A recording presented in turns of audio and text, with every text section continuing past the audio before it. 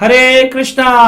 तो आज हम भगवत गीता के इस विशेष एपिसोड में चर्चा करेंगे कि नर्क के 3 मुख्य द्वार बताए गए हैं। जैसे किसी के भी घर के अंदर कई द्वार होते हैं, एंट्री गेट, एग्जिट गेट। किसी मॉल में जाएं, होटल में जाएं, कुछ मेन एंट्रेंस होती है, कुछ बैक एंट्रेंस होती है।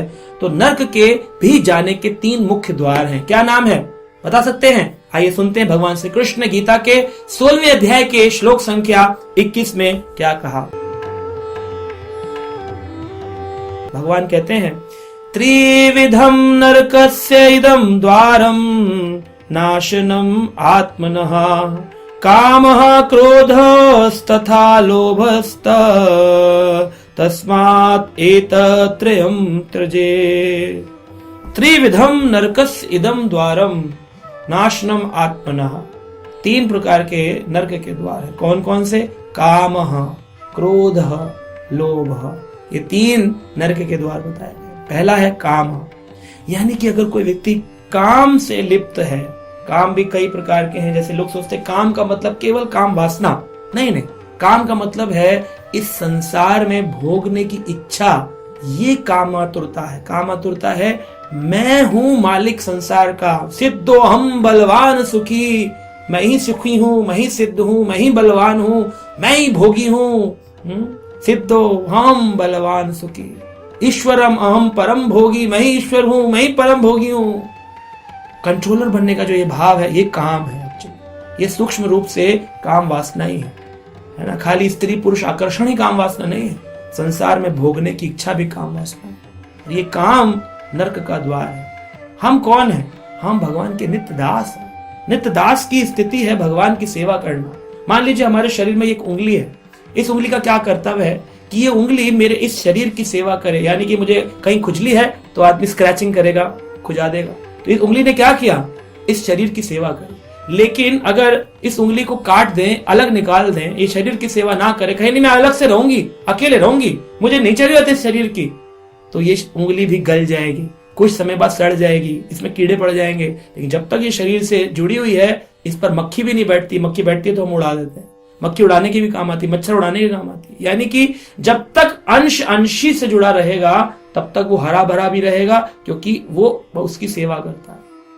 जैसे गाड़ी है, कार के अंदर कई प्रकार के पार्ट्स होते हैं ना, मोटर पार्ट्स होते हैं। जैसे एक व्हील है, अब व्हील जो है वो गाड़ी से जुड़ा है तो वो चलने के काम आ रहा है। लेकिन वो व्हील अलग निकाल दो, बोले जी मैं अलग निकल जाऊंगा, या नट अलग निकाल दो, बोले जी मैं अपना अलग से रहूंगा, हम मुझे जरूरत नहीं है गाड़ी की, तो गाड़ी में तो दूसरा नट लग जाएगा, लेकिन उस नट के लिए दूसरी गाड़ी नहीं मिलेगी। नट के लिए दूसरी गाड़ी नहीं मिलेगी। तो इस प्रकार से हम भगवान के अंश हैं। हमारा कर्तव्य है भगवान की सेवा करना। लेकिन हम जब कंट्रोलरशिप एटीट्यूड ले आते हैं, स्वतंत्रता की भावना से हम आनंद भोग करना चाहते हैं, इसी को काम कहते हैं। ये नर्क का द्वार है।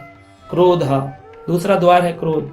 क्रोध मतलब कब आता है? जब हमने अपनी कुछ एक्सपेक्टेशंस रखी हैं, कुछ उम्मीदें लगाई हैं संसार से और वो पूरी ना हो तो हमें क्रोध आ जाता है। ओ मेरे साथ ऐसा किया, मेरा कार्य पूर्ण नहीं हुआ, तुमने मेरे कार्य को गड़बड़ कर दिया। कार्य पूर्ण ना हो जाने पर क्रोध उत्पन्न होता है। बच्चों से ही क्रोध उत्पन्न हो जाएगा। बेटा तुमसे मैं कितनी बार कह चुका हूं, तुम्हें ये काम ऐसे करना चाहिए, नहीं सुनते हो तुम। क्रोध उत्पन्न हो जाएगा क्योंकि हमने उम्मीद लगाई। तो अगर क्रोध खत्म करना है तो उम्मीद को खत्म कर देना चाहिए। सोचना चाहिए सब कुछ हरी इच्छा से हो रहा है। आप गाइड तो कर सकते हो, फैसिलिटेटर तो बन सकते हो, कंट्रोलर बनने की कोशिश मत करो, क्योंकि कंट्रोलर से काम भी आएगा, क्रोध भी आएगा। कंट्रोलर मत बनिए, नियंता मत बनिए। छोड़ दीजिए भगवान के ऊपर, उसकी ऊपर वाले की उस दुनिया में कुछ उस पर भी तो छोड़ा जाए। ज्यादा बात बिगड़ जाती है ज्यादा बात बनाने पर। एक रेत है, समुद्र के किनारे आपने उठा ली और अपनी मुट्ठी में भरी। आपको ऐसे भी उठा सकते हो। आप उसे फोर्सफुली पकड़ोगे ना तो उंगली के छिद्रों से बाहर निकल जाएगी वो मिट्टी, वो रेत। ऐसे हम करते हैं जब हम ज्यादा जोर से किसी चीज को खींचने की कोशिश करते हैं, बस ये मेरा है, तो वो यहां से निकल जाता है। ज्यादा बात बिगड़ जाती है ज्यादा बात बनाने पर। बहुत ज्यादा एंडेवर्स मत करो, उसकी दुनिया में उस पर छोड़ दो। अपने एफर्ट्स करो, आलसी मत बनो, लेकिन इतना एक्स्ट्रा एंडेवर मत करो कि बस मैं ही हूं नियंता।